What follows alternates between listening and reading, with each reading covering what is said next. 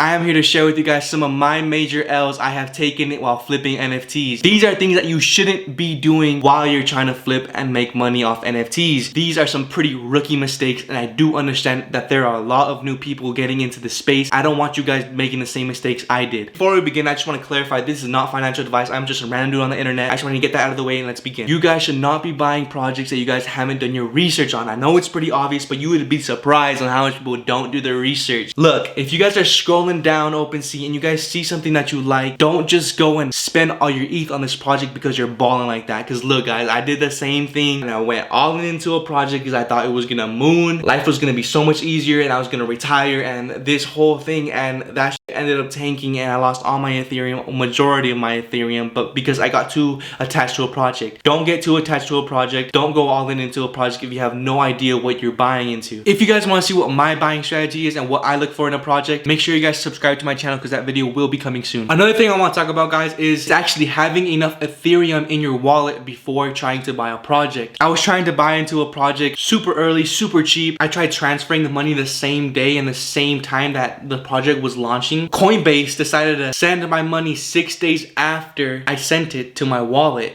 So I ended up missing on this huge opportunity. Also, if you have other projects and you're really excited about this new project coming up and you want to sell your project the day of that new project coming out, you aren't guaranteed that that project is going to sell on time. You aren't guaranteed the liquidity to buy into this new project. So just make sure you guys are planning ahead, hold enough Ethereum in your wallet if you know you're gonna make this transaction, and you guys won't miss out like I missed out, bro. That was such an L. Another thing I want to touch on guys is actually gas fees. When I first started flipping NFTs, I had no idea what gas fees were. I didn't know how they worked. You guys really need to educate yourself on gas fees, really understand the concept of it. Gas fees play such a huge part to your profits when you're going and trying to flip these NFTs. If you're paying hundreds of dollars on gas and you go try flipping for a profit, you have to account all this money that you spent on gas to make profit on your flip, if that makes sense. You also need to realize that there are so many fees, including when it comes to flipping NFTs, that people don't really talk about. For example, there's always typically a 5% royalty fee that you have to pay every time you sell a project, which that money goes to the creators of the project. Another example would be paying 3.5% to OpenSea for making a transaction on their website. Every time you make a transaction on the blockchain, you will be charged with gas fees. Depending on how hyped the project is and how many people are trying to buy the project at the exact same time, that is what really determines